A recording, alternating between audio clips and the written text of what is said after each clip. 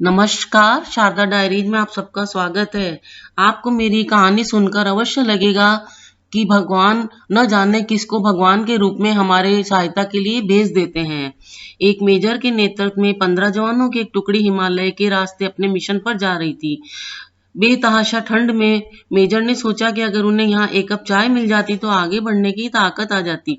लेकिन रात का समय था, आसपास कोई बस्ती भी नहीं थी। लगभग 1 घंटे की चढ़ाई के पश्चात उन्हें एक जर्जर चाय की दुकान दिखाई दी, लेकिन अफसोस, उस पर ताला लगा था। भूख और थकान की तीव्रता के चलते जवानों के आग्रह पर मेजर साहब दुकान का ताला तोड़वाने को राजी हो गए। खैर, ताला तोड़ा गया तो अंदर उन्हें चाय बनाने का सभी सामान मिल गया। जवानों ने चाय बनाई, साथ में वहां रखे बिस्किट आदि खाकर खुद को राहत दी। थकान से उबरने के पश्चात सभी आगे बढ़ने की तैयारी करने लगे। लेकिन मेजर साहब को ये चोरों की तरह दुकान का ताला तोड़ने के कारण आत्मग्लानि हो रही थी। उन्होंने अपने पर्स में से 1000 का नोट निकाला और चीनी के डब्बे के नीचे दबाकर रख दिया तथा दुकान का शटर ठीक से बंद करवाकर आगे बढ़ गए। 3 महीने की समाप्ति पर इस टुकड़ी के सभी 15 जवान सकुशल अपने मेजर के नेतृत्व में उसी रास्ते पर वापस आ रहे थे। रास्ते में उसी चाय की दुकान को खुला देखकर वहां विश्राम करने के लिए रुक गए। उस दुकान का मालिक एक बूढ़ा चाय वाला था, जो एक साथ इतने ग्राहक देखकर खुश हो गया और उनके लिए चाय बनाने लगा।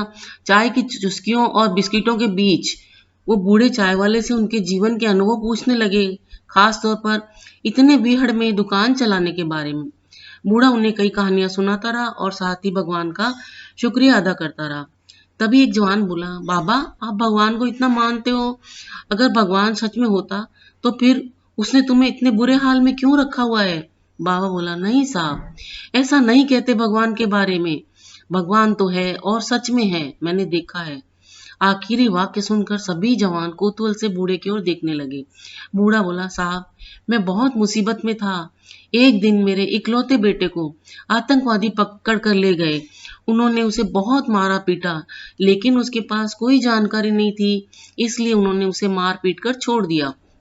मैं दुकान बंद करके उसे हॉस्पिटल ले गया। मैं बहुत तंगी में था साहब, और आतंकवादियों के डर से किसी ने उधार भी नहीं दिया। मेरे पास दवाइयों के पैसे भी नहीं थे और मुझे कोई उम्मीद भी नजर नहीं आती थी।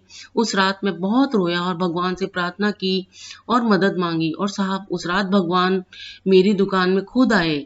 मैं सुबह अपनी दुकान पर पहुंचा, ताला टूटा देखकर मुझे लगा कि मेरे पास जो कुछ भी थोड़ा बहुत था वो भी सब लुट गया। मैं दुकान में घुसा तो देखा 1000 रुपए का एक नोट चीनी के डब्बे के नीचे भगवान ने मेरे लिए रखा हुआ है। साहब, उस दिन 1000 के नोट की कीमत मेरे लिए क्या थी शायद मैं बयान न कर पाऊं, लेकिन भगवान है साहब, भगवान तो है। बूढ़ा फिर अपने आप में बड़बड़ाया। भगवान के होने का आत्मविश्वास उसकी आंखों में साफ नजर आ रहा था। यह सुनकर वहां सन्नाटा छा गया। 15 जोड़ी आंखें मेजर की तरफ देख रही थी, जिसकी आंखों में उन्हें अपने लिए स्पष्ट आदेश था, चुप रहो। मेजर साहब उठे, चाय का बिल अदा किया और बूढ़े चाय वालों को गले लगाते हुए बोले, हाँ बाबा, मैं जानता हूँ भगवान है, और तुम्हारी चाय भी शानदार थी। और उस दिन उन 15 जोड़ी आंखों ने पहली बार मेजर की आंखों में चमकते पानी के दुर्लभ दृश्य का साक्ष्य किया।